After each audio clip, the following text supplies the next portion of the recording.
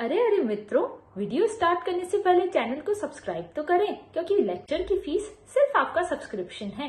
Thank you. कल जो हमने न्यूज़ डिस्कस की थी कि राहुल गांधी जो है उन पे डिफेमेशन केस फाइल हुआ था, तो उसको लेके उनको 2 साल तक की सज़ा मिली है। और अब इस सज़ा के बाद में अब उनकी जो पूर्व सांसद अब ये बन चुके हैं, क्योंकि इनकी जो लोकसभा की सदस्यता थी वो भी अब ख़त्म हो चुकी है। तो इसी को लेके ये आर्टिकल है। तो बेसिकली इस आर्टिकल में वैसे तो मैंने कल सारी चीज़ें डिस्कस कर ली थी। जो डिफेमेशन है वो कौन से आर्टिकल के अंदर आता है, डिफेमेशन के बारे में मैंने डिस्कस किया था। साथ में मैंने इसमें जो भी डिस्क्वालिफिकेशन अगर कोई एमपी या एमएलए का होता है, स्पेशली एमपी के डिस्क्वालिफिकेशन की मैंने बात की थी कि अगर किसी सांसद की सदस्यता जाती है तो उसके लिए क्या क्या प्रोविजंस होते हैं, सुप्रीम कोर्ट के कौन कौन से जजमेंट्स है, कॉन्स्टिट्यूशनल प्रोविज़न क्या क्या हैं, वो सारे कल मैंने डिस्कस किए थे।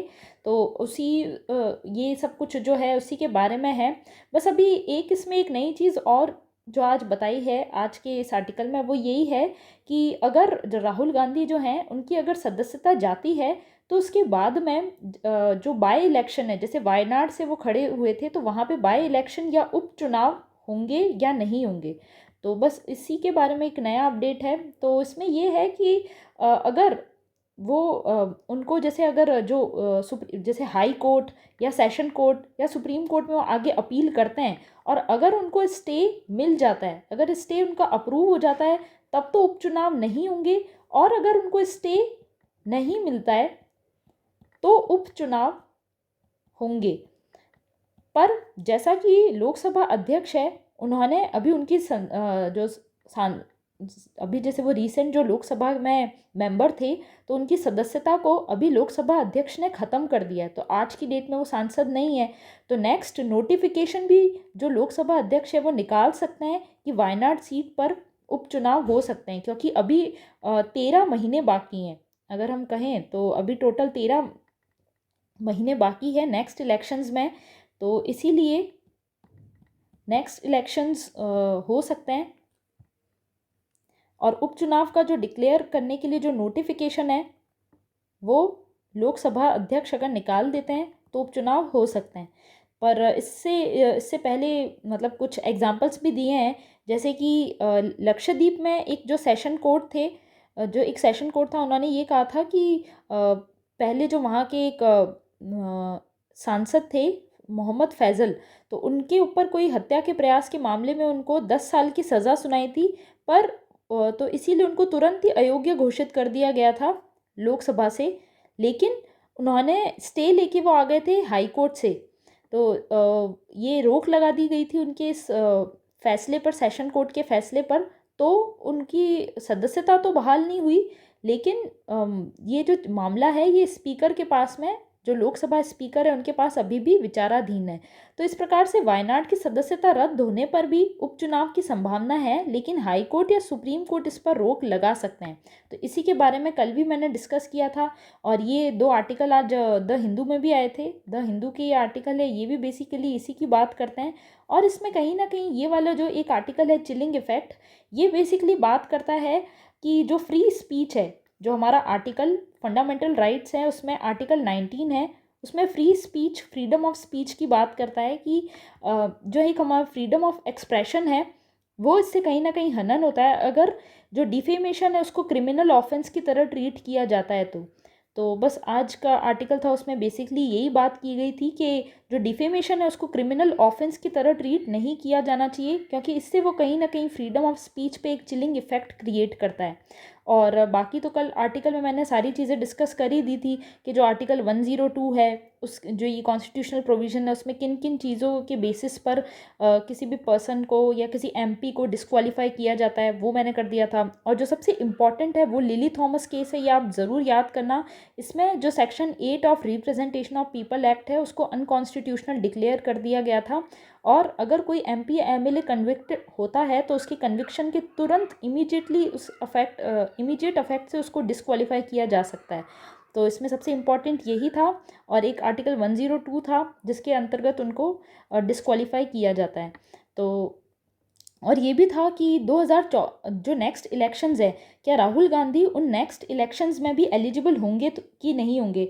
तो अगर वो उनका जो कन्विक्शन है वो प्रूफ हो जाता है, अगर वो दोष सिद्ध हो जाता है, तो सिद्ध होने के बाद में उसके 6 साल मतलब 2025 तक उनका फिर अगर चलता है 2 साल का जो वो जेल में रहेंगे, तो 2023 से 2025 तक वो जेल में रहेंगे यदि ऐसा दोष सिद्ध हो जाता है। तो उसके भी नेक्स्ट 6 ईयर्स तक वो इलेक्शन में एलिजिबल नहीं होंगे, नेक्स्ट 6 ईयर्स तक वो डिसक्वालीफाई रहेंगे।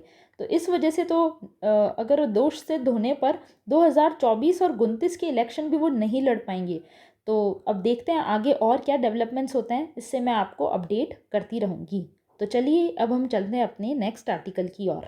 यूएपीए से यानी अनलॉफुल एक्टिविटीज़ प्रिवेंशन एक्ट, और उसकी जो मेंबरशिप है वो भी अगर किसी ने ले रखी होती है कोई बैंड आउटफिट की जिसको यूएपीए के द्वारा बैन किया गया है, और अगर कोई उसका मेंबर होता है तो वो भी क्राइम के अंडर आएगा। ये रिसेंटली सुप्रीम कोर्ट के एक जजमेंट में कहा गया है। तो इसमें क्या है, यूएपीए क्या है, और कोई बैंड आउटफिट होता है यूएपीए के अंतर्गत तो वो क्राइम कैसे होता है, इन सारी चीज़ों के बारे में आज हम डिस्कस करेंगे। तो ये आर्टिकल पर्टिकुलरली द हिंदू का है। इसके साथ में ही राजस्थान पत्रिका में भी एक आर्टिकल आया था, वो भी हम देख लेते हैं, वो भी इसी से रिलेटेड है कि अब प्रतिबंधित संगठन के सदस्य पर भी कार्रवाई, यानी अगर कोई उस प्रतिबंधित संगठन का सदस्य है तो उस पर भी कार्रवाई होगी। गैर कानूनी गतिविधि अधिनियम, जिसको अनलॉफुल एक्टिविटीज़ प्रिवेंशन एक्ट कहा जाता है, उसके अंतर्गत ये कहा गया है।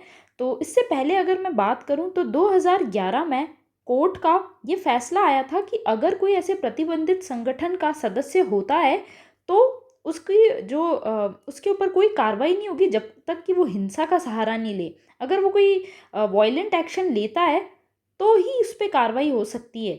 जबकि 2023 में जो अभी जजमेंट आया है सुप्रीम कोर्ट का, उन्होंने इसको पूरे तरीके से जो 2011 है उसको पलट दिया है अपने जो फैसले को, और ये कहा है कि 2023 में सुप्रीम कोर्ट ने कि अगर कोई उसका सदस्य भी होता है प्रतिबंधित संगठन का तो भी उसके ऊपर कार्रवाई की जाएगी और वो क्राइम के अंदर आएगा। तो अब इसके बारे में मैंने कुछ बैकग्राउंड इन्फॉर्मेशन भी लिखी है, तो वो आपको अच्छे से मैं एक्सप्लेन करती हूँ। सबसे पहले तो जो अनलॉफुल एक्टिविटीज़ प्रिवेंशन एक्ट है, ये इसके बारे में सबसे पहले आया था एक्ट ये आया था 1967 में। तो 1967 में ये था प्रिवेंट अनलॉफुल एक्टिविटीज़ एसोसिएशन। ऐसे एसोसिएशन जो अनलॉफुल एक्टिविटीज़ में लिप्त होते हैं उनके ऊपर उनको प्रिवेंट करने के लिए ये एक्ट लाया गया था 1967 में। उसके बाद 2004 में इसमें अमेंडमेंट हुआ था, यानी उसके ऊपर कोई वापस जैसे जो अमेंडमेंट होता है एक जैसे 2019 में हुआ था, उससे पहले 2004 में हुआ था, उसमें टेररिस्ट जो एक्टिविटीज़ होती है उसको भी शामिल किया गया था यूएपीए में। फिर 2019 में ये कहा था कि जो इंडिविजुअल है, पहले क्या था सिर्फ एसोसिएशंस हैं उन्हीं को ही यूएपीए में अनलॉफुल डिक्लेयर किया जा सकता था। 2019 में इंडिविजुअल्स को भी इसमें अनलॉफुल डिक्लेयर कर सकते थे, ये एक अमेंडमेंट हुआ था 2019 में। फिर अभी मैंने जो केस बताया कोर्ट में कि मेंबर्स को क्रिमिनल डिक्लेयर नहीं किया जाएगा अगर वो नॉन वायलेंट एक्शन लेते हैं, तो अगर कोई सिर्फ वो अगर उसके किसी बैंड आउटफिट के मेंबर्स हैं तो उनको क्रिमिनल डिक्लेयर नहीं किया जाएगा जब तक कि वो हिंसा का प्रयोग नहीं करते हैं। पर अब ये कहा गया है 2023 में इस केस पे सुप्रीम कोर्ट ने कि मेंबरशिप जो है, अगर वो मेंबरशिप भी लेते हैं ऐसे बैंड आउटफिट्स की तो भी उनको क्रिमिनल डिक्लेयर कर दिया जाएगा। ठीक है, अब इसकी मैं बात करूं यूएपीए की, तो इसमें अनलॉफुल एक्टिविटीज़ क्या क्या होती है। जो अगर देश की जो टेरिटोरियल इंटीग्रिटी है उसके साथ कोई कॉम्प्रोमाइज़ हो या उसकी सोवेरेनिटी के साथ कॉम्प्रोमाइज़ हो हमारी इंडिया की, है ना, तो वो यूएपीए के अंतर्गत अनलॉफुल माना जाएगा। फिर इसमें क्या होता है, जो हमारी गवर्नमेंट है सेंट्रल गवर्नमेंट, उसको एब्सोल्यूट पावर दी जाती है, यानी सेंट्रल गवर्नमेंट किसी भी एसोसिएशन को बैन कर सकता है अगर वो टेरिटोरियल इंटीग्रिटी और सोवेरेनिटी के साथ कॉम्प्रोमाइज़ कर रहे हो। तो इसमें पनिशमेंट क्या है, तो मैक्सिमम पनिशमेंट इसमें डेथ पेनल्टी भी हो सकती है और लाइफ इम्प्रिजनमेंट भी हो सकती है, ये हाईएस्ट पनिशमेंट होती है। और वैसे नॉर्मली हम देखें तो 2 इयर्स की पनिशमेंट इसमें नॉर्मली रहती है। वैसे इसमें डेथ पेनल्टी और लाइफ इम्प्रिजनमेंट भी हो सकता है। अब इसमें both Indians and foreign nationals, उन दोनों को इसमें शामिल किया। अगर कोई इंडियन है उसको भी, और फॉरेन नेशनलिस्ट है उनको भी, कोई फॉरेनर्स हैं वो भी अगर हमारे देश की टेरिटोरियल इंटीग्रिटी और सोवरेनिटी के साथ कॉम्प्रोमाइज़ करते हैं तो उनको भी इसमें यूएपीए में बैन कर दिया जाएगा, क्योंकि इंडिविजुअल को भी आप बैन कर सकते हैं 2019 के बाद।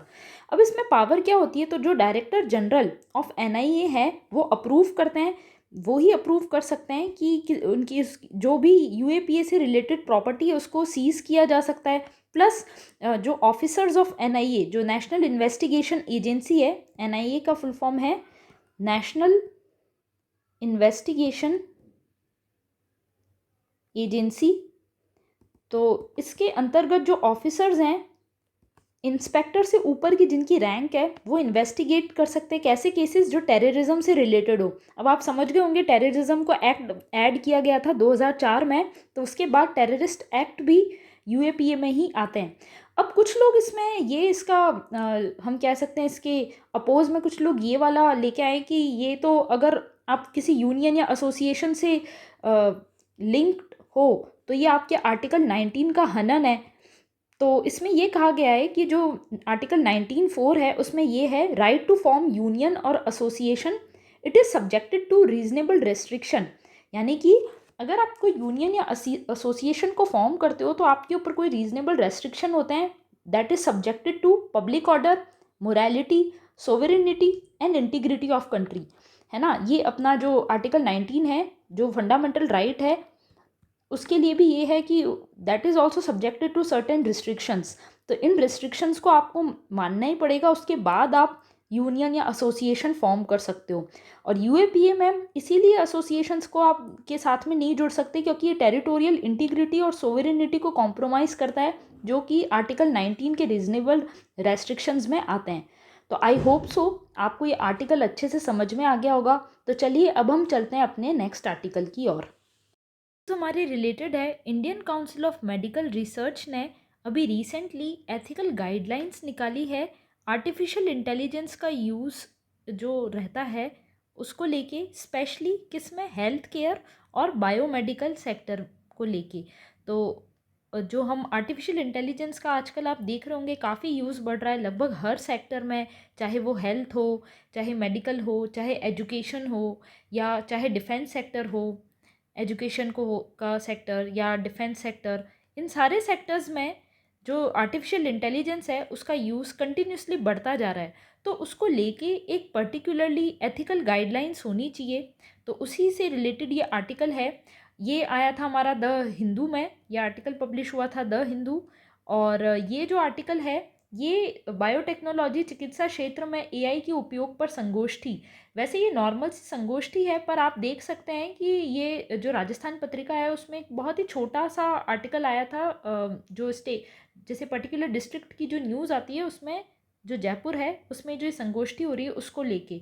तो आप देख सकते हैं कि कोई छोटा सा आर्टिकल भी आपके एग्ज़ाम के लिए कैसे इम्पॉर्टेंट हो सकता है, ये आपको इसमें पता चलता है। और इसमें मानवीय सहानुभूति व बुद्धिमत्तापूर्ण उपयोग, मतलब जो आर्टिफिशियल इंटेलिजेंस है उसका किस तरीके से यूज़ होना चाहिए कि वो जो मानवीय सहानुभूति है, जो सिंपैथी है, उसको भी बनाए रखे और उसका बहुत ही रैशनली यूज़ हो, बुद्धिमत्तापूर्ण टेक्नोलॉजी का यूज़ हो, उसके बारे में इसमें चर्चा की गई थी। तो ये जो आईसीएमआर ने, जो हमारा Indian council of medical research है, उन्होंने जो एथिकल गाइडलाइंस निकाली है उसके बारे में भी हम चर्चा करेंगे, और क्या क्या गाइडिंग प्रिंसिपल बेसिकली डिस्कस किए गए थे वो हम इस पर्टिकुलर आर्टिकल में देखेंगे। जो भी गाइडिंग प्रिंसिपल्स हैं जिनको ध्यान में रखना है कि ऐसे प्रिंसिपल्स जिससे हम आर्टिफिशियल इंटेलिजेंस का अच्छे से यूज़ कर पाएँ without compromising safety and security, without compromising ethics in the health care and without compromising privacy of individuals. ये सारी चीज़ों को ध्यान में रख के जो गाइडलाइंस है वो निकाली गई है। जैसे कि आप इस पर्टिकुलर आर्टिकल में भी देख सकते हैं कि benefit of largest section of common people with safety and highest precision possible. मतलब हमको एआई को इस तरीके से यूज़ करना है कि पर्टिकुलर लोगों की सेफ्टी भी इंश्योर हो और प्रिसीशन, हाईएस्ट प्रिसीशन से हम इस प्रकार की टेक्नोलॉजी का यूज़ कर पाएँ। तो इसीलिए जो ICMR है उसने जितने भी स्टैक होल्डर्स यानी कौन कौन से लोग इसमें जो भागीदार हैं उन सबको शामिल किया है, चाहे वो एथिसिस्ट हो, एक्सपर्ट्स हो, डेवलपर्स हो, क्रिएटर्स हो, रिसर्चर्स हो, क्लिनिशियंस हो, इन सारे लोगों को, इंस्टीट्यूशन, स्पॉन्सर्स, फंडिंग ऑर्गेनाइजेशन, सबको ये गाइडिंग प्रिंसिपल को फॉर्म करने में उन सबकी मतलब सहभागिता इस पर्टिकुलर गाइडिंग प्रिंसिपल में आपको देखने को मिलेगी। तो अब ये गाइडिंग प्रिंसिपल क्या क्या हैं उनके बारे में हम डिस्कस करते हैं। तो ये मैंने नोट्स के फॉर्मेट में आपको पॉइंट वाइज बता दिया है, जिससे कि आप इससे खुद भी नोट्स बना सकते हैं और ये आपके लिए इजी हो जाए फॉलो करना। तो देखिए, सबसे पहली जो इसमें चीज़ है वो है अकाउंटेबिलिटी एंड लाइबिलिटी प्रिंसिपल। यानी जो अगर हम इस प्रकार की टेक्नोलॉजी का यूज़ कर रहे हैं किसी भी फील्ड में, तो उस टेक्नोलॉजी को यूज़ करने के टाइम पे जवाबदेही सुनिश्चित होना बहुत ज़रूरी है। जवाबदेही साथ में जब भी हम इस प्रकार की टेक्नोलॉजी का यूज़ कर रहे हैं तो जवाबदेही यानी अकाउंटेबिलिटी इंश्योर होना बहुत ज़रूरी है और लाइबिलिटी प्रिंसिपल को भी ध्यान में रखना ज़रूरी है। उसी के लिए रेगुलर ऑडिट, जो ऑडिट रहती है ना, इंटरनल और एक्सटर्नल, ये दोनों ऑडिट टाइम टू टाइम होनी चाहिए, जिससे कि ये इंश्योर हो सके कि आर्टिफिशियल इंटेलिजेंस का यूज़ हेल्थ केयर में और रिसर्च सेक्टर में, जो बायोमेडिकल रिसर्च है उसमें जवाबदेहिता को इंश्योर करते हुए हो रहा है। ठीक है, जिससे कि एआई का ऑप्टिमम फंक्शन हो पाए। दूसरा प्रिंसिपल है ऑटोनॉमी प्रिंसिपल, यानी कोई भी टेक्नोलॉजी का यूज़ हो रहा है तो उसमें ह्यूमन ओवरसाइट, यानी जो इंसान है उसका ओवरसाइट होना बहुत ज़रूरी है। जो भी जो टेक्नोलॉजी का यूज़ कर रहे हैं उस पर ह्यूमन ओवरसाइट मोस्ट इम्पॉर्टेंट है before initiating any process. Third है safety and risk minimization. AI का यूज़ इस तरीके से होना चाहिए, जैसे मैंने ऊपर भी आपको बताया कि प्रिसीशन है वो बिल्कुल इंश्योर होना चाहिए, साथ में सेफ्टी और रिस्क मिनिमम होना चाहिए। फिर नेक्स्ट है डेटा प्राइवेसी प्रिंसिपल। जो फोर्थ हमारा पॉइंट है वो है डेटा प्राइवेसी प्रिंसिपल। तो उसका मतलब है कि प्राइवेसी और पर्सनल डेटा जो भी, क्योंकि हेल्थ डेटा बहुत ही, हम कह सकते हैं इसमें प्राइवेसी का मैक्सिमम प्राइवेसी होना बहुत ज़रूरी है, क्योंकि किसी भी इंसान का जो हेल्थ डेटा है उसकी सुरक्षा बहुत महत्वपूर्ण है। तो personal data protection at all stages और प्राइवेसी, तो डेटा प्राइवेसी के प्रिंसिपल्स को भी इसमें फॉलो करना ज़रूरी है। साथ में डेटा ऑप्टिमाइजेशन भी ज़रूरी है, जिससे कि क्वालिटी डेटा हम स्टोर करें, प्लस सब स्टैंडर्ड डेटा है उसको क्वालिटी डेटा में चेंज कर पाएँ। ये सारी चीज़ें इसमें इंश्योर होना ज़रूरी है। फिर नॉन डिस्क्रिमिनेशन ऑफ फेयरनेस। अब हम देखेंगे जो आर्टिफिशियल इंटेलिजेंस है, ऐसी उसमें जो भी एल्गोरिथम्स यूज़ होते हैं उनमें कोई भी बायसेस नहीं होने चाहिए या कोई भी इनएक्यूरेसीज नहीं होनी चाहिए डेटा को स्टोर करने में और डेटा की यूज़ करने में। क्योंकि अगर कोई भी डिस्क्रिमिनेशन या उसमें बायसेस रहेंगे तो हम उस आर्टिफिशियल इंटेलिजेंस का एकदम इक्विटेबल यूज़ नहीं कर पाएंगे पूरी पॉपुलेशन के लिए, क्योंकि इस प्रकार का जो डेटा है वो सबको लाभ पहुंचाए, इंक्लूसिव डेवलपमेंट हो पाए, उसके लिए ये ज़रूरी है कि इसमें कोई भी डिस्क्रिमिनेशन ना हो और फेयरनेस इंश्योर हो पाए। और नेक्स्ट है ट्रस्टवर्दीनेस, यानी जो डेटा है वो सिंपल होना चाहिए, सिस्टमैटिक होना चाहिए, ट्रस्टवर्दी होना चाहिए, जिससे कि सारे स्टैक होल्डर्स जो हैं, जो हमने ऊपर डिस्कस किए कि एथिसिस्ट रहते हैं और जो भी रिसर्चर्स रहते हैं, वो सारे डेटा का अच्छे से यूज़ कर पाएँ और जो डेटा है हेल्थ डेटा उसका एक्यूरेट एनालिसिस हो पाए।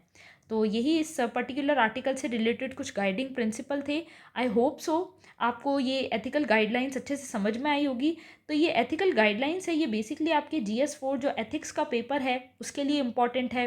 साथ में जो हमारा RAS है उसका भी जो GS पेपर है GS2 उसमें भी ये इम्पॉर्टेंट है, उसमें भी एथिक्स आता है, तो उसके लिए भी इम्पॉर्टेंट है। प्लस हेल्थ वाला जो सेक्टर है, रिसर्च वाला जो सेक्टर है, उस सब में भी हम इस प्रकार के गाइडिंग प्रिंसिपल्स को यूज़ कर सकते हैं अपने आंसर में। प्लस इंटरव्यू के लिए भी ये पर्टिकुलर आर्टिकल बहुत इम्पॉर्टेंट है। अगर आपसे हेल्थ और रिसर्च से लेके कोई गाइडलाइंस पूछें जिसमें एथिक्स का भी ध्यान रखें, तो क्या क्या पॉइंट्स हमें कंसीडर करने चाहिए उस टाइम पे कोई भी गाइडलाइन हम फॉर्म कर रहे हैं तो अगर इस प्रकार के क्वेश्चन आपसे पूछे जाएं तो आप इस प्रकार जो आंसर्स जो मैंने आपको बताए हैं पॉइंट्स, अगर वो आप देते हैं तो डेफिनेटली आपको बहुत अच्छे मार्क्स मिलेंगे।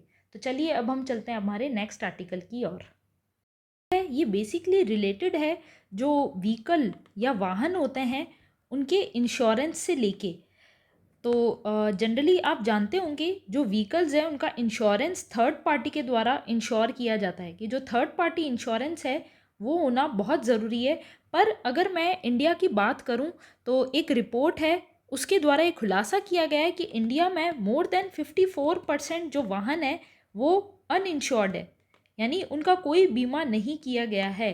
तो ये काफ़ी कंसर्निंग इशू है, क्योंकि अगर बिना बीमा कराए वाहन सड़क पर दौड़ते हैं और अगर उनसे एक्सीडेंट हो जाता है तो उसमें मुआवजा जो मिलता है वाहन के एक्सीडेंट पर वो एकदम न्यूनतम हो जाता है, क्योंकि बिना इंश्योरेंस के तो कोई मुआवजा मिलेगा ही नहीं। प्लस अगर फिर किसी का एक्सीडेंट होता है तो उसमें जो खर्च जो होगा, जो आउट ऑफ पॉकेट एक्सपेंडिचर हम कहते हैं, वो भी बहुत बढ़ जाएगा, क्योंकि ना वाहन का मुआवजा मिलेगा और आउट ऑफ पॉकेट एक्सपेंडिचर। तो इसमें हम कह सकते हैं डबल वेमी या दोनों तरफ से उस इंसान को नुकसान होगा अगर वाहन पर बीमा नहीं करवाया गया है। तो इसमें जोखिम भी उठानी पड़ेगी, plus out of pocket expenditure भी बढ़ जाएगा। और ऐसा इसमें ये भी कहा गया है इस पर्टिकुलर आर्टिकल में कि जबकि जो वाहन है उसमें थर्ड पार्टी इंश्योरेंस होना अनिवार्य है। थर्ड पार्टी जो इंश्योरेंस हम कहते हैं कि सरकार के द्वारा नहीं, प्राइवेट एजेंसीज के द्वारा थर्ड पार्टी इंश्योरेंस करवाया जाता है, वो अनिवार्य है। फिर भी इस प्रकार की हम कह सकते हैं कि ये बहुत ही चिंताजनक खुलासा हुआ है कि 54% से ज़्यादा वाहन अनइंश्योर्ड है। तो इसमें सॉल्यूशन क्या हो सकता है? तो पहला सॉल्यूशन ये है कि थर्ड पार्टी इंश्योरेंस जो किया जाता है वो बिल्कुल अनिवार्य रूप से हो, और उसके लिए जो जांच एजेंसीज़ हैं वो भी उस पर कंटिन्यूसली ध्यान देती रहे कि जो निगरानी जो की जाता है, जिस तंत्र के द्वारा जो जांच एजेंसी के द्वारा निगरानी की जाती है, वो बिल्कुल इंश्योर करके रखें कि थर्ड पार्टी से जो पर्टिकुलर वाहन है उनका इंश्योरेंस हो रहा है। पहली चीज़ तो ये हो सकती है। दूसरी चीज़ इसमें सोल्यूशन ये हो सकता है कि जो बीमा है उसका नवीनीकरण, जो मॉडर्नाइजेशन है बीमा का या नवीनीकरण है, वो टाइम टू टाइम होता रहे। क्योंकि जनरली क्या होता है कि वाहन होते हैं उनके बीमा एक्सपायर हो जाता है और उसके बाद में वापस उसका नवीनीकरण नहीं करवाया जाता है। तो ये इम्पॉर्टेंट है कि जो वाहनों का जो बीमा अगर एक्सपायर हो जाए तो मॉडर्नाइजेशन किया जाए। थर्ड ये है कि कोई भी व्हीकल विदाउट फिटनेस, बिना फिटनेस सर्टिफिकेट के, क्योंकि जनरली वाहन पुराने हो जाते हैं तो फिटनेस सर्टिफिकेट के वो यूज़ उसको ना करें, ऐसा भी इंश्योर करना ज़रूरी है। तो ये कैसे इंश्योर होगा? इसके लिए हम तकनीक का यूज़ कर सकते हैं। तकनीक या टेक्नोलॉजी का यूज़ किया जा सकता है जिससे इंश्योर किया जाए कि फिटनेस सर्टिफिकेट के बाद ही जो वाहन है वो सड़क पर उतरे, क्योंकि बिना उसके दुर्घटनाग्रस्त ऐसे वाहनों का होना, जो उसकी पॉसिबिलिटी है वो बढ़ जाती है। तो फिटनेस सर्टिफिकेट इम्पॉर्टेंट है। फिर इसके लिए निगरानी जो तंत्र है वो एकदम स्ट्रॉन्ग होना चाहिए। जांच एजेंसीज के द्वारा जो निगरानी तंत्र रखा जाता है हमारा, वो भी स्ट्रॉन्ग होना चाहिए। फिर लास्ट चीज़ है टेक्नोलॉजी। तो जैसे मैंने अभी प्रीवियस आर्टिकल में आपको बताया कि आर्टिफिशियल इंटेलिजेंस है, इस प्रकार की जो न्यू टेक्नोलॉजीज आ रही है, प्लस आपने फास्टैग के बारे में सुना होगा। तो फास्टैग में कौन सी टेक्नोलॉजी यूज़ होती है? RFID, radio frequency. तो रेडियो फ्रिक्वेंसी है, इस प्रकार की जो टेक्नोलॉजी है उनका यूज़ करके हम ये इंश्योर कर सकते हैं कि कोई भी ऐसा व्हीकल जिसमें दस्तावेज की कमी है या जिसमें तकनीकी खामी है, ऐसे व्हीकल का बिना इंश्योरेंस के यूज़ करना, बिना इंश्योरेंस के वो यूज़ ना हो पाए सड़क पर, और वो सड़क से स्वतः ही हट जाए, ये सुनिश्चित किया जा सकता है with the help of technology. तो अगर ये चीज़ इंश्योर होती है तो यकीनन जो हमारे एक्सीडेंट्स हैं वो कम हो जाएंगे। क्योंकि और अगर एक्सीडेंट होते भी हैं अनफॉर्चुनेटली तो उनका इंश्योरेंस सुनिश्चित हो पाए। तो ये आर्टिकल इसी से रिलेटेड था। उसके सॉल्यूशंस भी मैंने बता दी, क्या क्या प्रॉब्लम्स है वो भी मैंने बता दी। तो आप ये अपने नोट्स हैं उसमें शामिल कर सकते हैं। बस ये आर्टिकल इसी चीज़ से रिलेटेड था। तो चलिए अब हम चलते हैं नेक्स्ट आर्टिकल की ओर। आर्टिकल आज द हिंदू में पब्लिश हुआ था और ये बेसिकली बात करता है जो हमारे प्रिजनर्स थे जिनको कोविड के टाइम पर रिलीज़ कर दिया था पैरोल पे, तो उनको अब वापस सुप्रीम कोर्ट ने ये आदेश दिया है कि वो नेक्स्ट 15 डेज़ में वापस प्रिजन में आ जाएं। स्पेशली अंडर ट्रायल प्रिजनर्स को कोविड के टाइम पे मतलब नियरली 4000 प्रिजनर्स को सुप्रीम कोर्ट ने ये आदेश दिया था। प्रिजन अथॉरिटी को, हमारी जो जेल अथॉरिटी है, उनको ये आदेश दिया गया था कि अंडर ट्रायल प्रिजनर्स को कोविड के टाइम पे छोड़ दें, क्योंकि आप जानते हैं हमारा जो प्रिजन्स हैं, हमारे जो जेल हैं, वो काफ़ी ओवर क्राउडेड है। तो इसी प्रॉब्लम को देखते हुए और कोविड-19 के टाइम पे ये प्रॉब्लम जो अंडर ट्रायल्स प्रिजनर्स थे उनको सुप्रीम कोर्ट ने आदेश दिया था कि उनको इमीडिएट रूप से छोड़ दिया जाए पैरोल पे। तो ये आर्टिकल इम्पॉर्टेंट इसलिए है क्योंकि इसमें बेसिकली पैरोल की बात की है। तो मैं आपको ये समझाऊंगी कि पैरोल क्या होता है प्लस फर्लो क्या होता है और इन दोनों में क्या डिफरेंस है वो मैं आपको समझाऊंगी, जो एग्ज़ाम पॉइंट ऑफ व्यू से इम्पॉर्टेंट है। आपको इसमें ये नहीं ध्यान रखना है कि कितने प्रिजनर्स को छोड़ा गया है या कितने प्रिजनर्स को वापस सुप्रीम कोर्ट ने आदेश दिया है कि वापस सरेंडर कर दें। ये इसमें इम्पॉर्टेंट नहीं है। इसमें एग्ज़ाम के लिए आपके लिए इम्पॉर्टेंट है कि पैरोल और फर्लो क्या होता है और इनमें क्या डिफरेंस होता है। तो देखिए, पैरोल क्या होता है कि जब किसी इंसान को या किसी जो कन्विक्टेड है या अंडर ट्रायल है या फिर कन्विक्टेड है, जिसे सज़ा हो चुकी है और वो लॉन्ग टर्म सज़ा नहीं हो, थोड़े कुछ टाइम की सज़ा हो और उसको कुछ टाइम के लिए छोड़ा जाए, release with suspension of sentence, कुछ पर्टिकुलर टाइम के लिए छोड़ा जाए, तो वो पैरोल में आता है। और ये जो पैरोल होता है वो कंडीशनल होता है, मतलब ज़रूरी नहीं है कि पैरोल पे हमेशा किसी को छोड़ा ही जाए। It is subjected to certain conditions, जैसे उसकी बिहेवियर को देखा जाता है या कोई इमरजेंसी सिचुएशन हो जाए उस टाइम पे पैरोल पे छोड़ा जा सकता है, या फिर जो अथॉरिटी है, जो रिपोर्टिंग अथॉरिटी है, वो डिसाइड करती है कि इस पर्टिकुलर कन्विक्ट जो पर्टिकुलर जो भी इंसान है जो जेल में बंद है उसे छोड़ना चाहिए या नहीं, subjected to behaviour, subjected to reporting of authority और एनी इमरजेंट सिचुएशन। कोई अगर जो कैदी है उसके घर में कोई इमरजेंट सिचुएशन आ जाए तो ऐसे केसेस में पैरोल पे किसी भी कैदी को रिहा किया जा सकता है। फिर ये राइट नहीं है, मतलब ये उसका राइट नहीं है कि उसको छोड़ना ही छोड़ना है। कोई अथॉरिटी है, ये डिसाइड करती है तो ही छोड़ सकते हैं। अगर उनको ये लगे कि कैदी समाज के लिए घातक साबित हो सकता है, if it is not in the interest of society, तो उसको ना भी छोड़ सकते हैं। It is based on the report of authority, जो जेल अथॉरिटी होती है उनके। पर फर्लो क्या होता है, ये लॉन्ग टर्म जब इम्प्रिजनमेंट होता है ना, जब मतलब सज़ा बहुत ज़्यादा हो, तो एक जो कैदी है वो अपनी फैमिली के साथ में सोशल टाइज़ को इंश्योर कर सके, अपने घर परिवार के साथ जुड़ा हुआ रह सके। तो इसीलिए कैदी को समय पर कुछ टाइम के बाद में उसको रिहा किया जाता है, रेमिशन दिया जाता है, रेमिशन of his sentence. It is the matter of right, मतलब इसमें कोई भी कैदी है वो फर्लो के लिए अप्लाई कर सकता है और उसको ज़रूर मिलेगी, क्योंकि it is the matter of right. ऐसा क्यों है?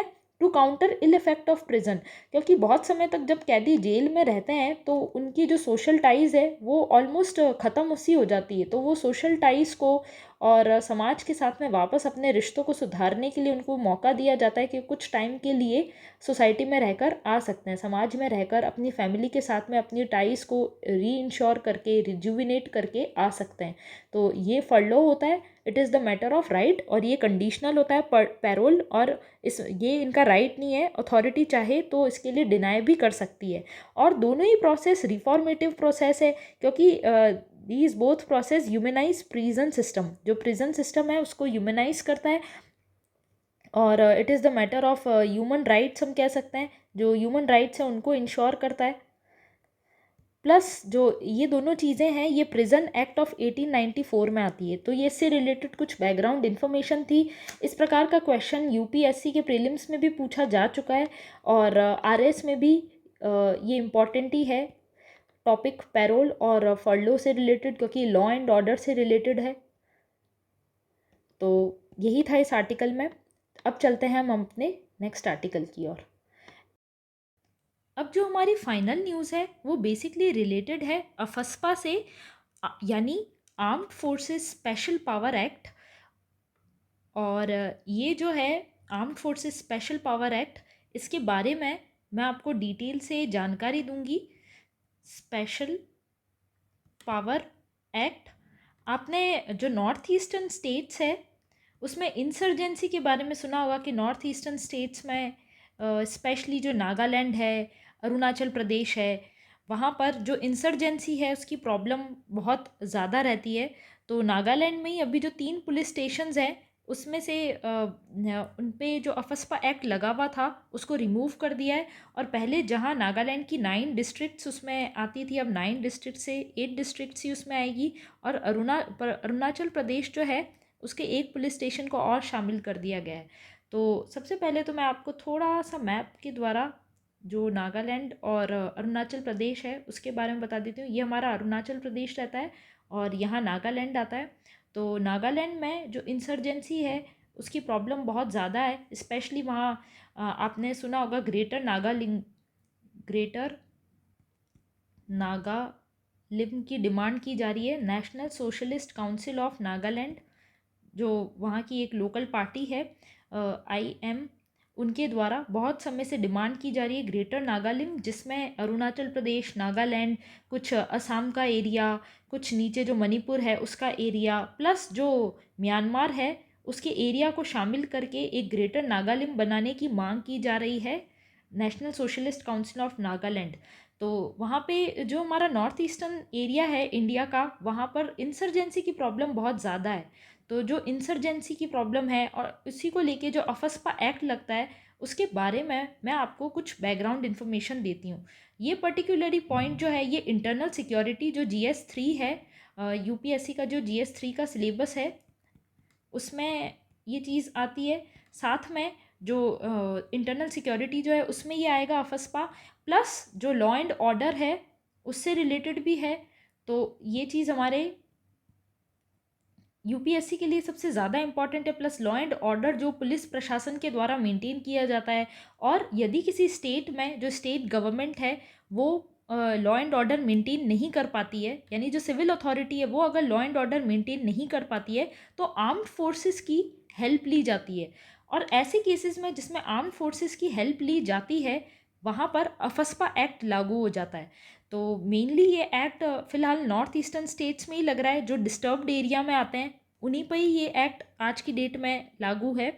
और जो अफस्पा एक्ट है ये बेसिकली लागू हुआ था 1958 में।